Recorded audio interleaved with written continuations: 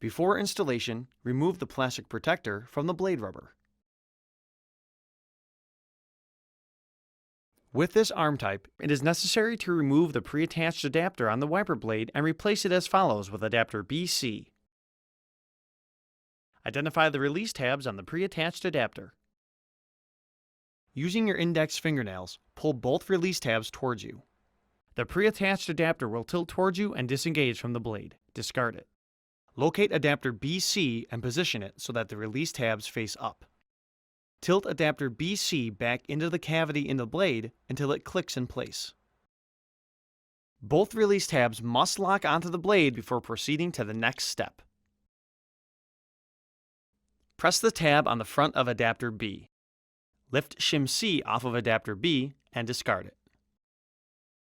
Hold your thumb firmly on the front of the adapter, raising the back end up. Align the sidearm tabs with the side tabs on the back end of the adapter and raise the blade into the underside of the arm. Rotate the blade up until the tip of the arm locks underneath the adapter tab. The adapter must lock onto the arm where indicated.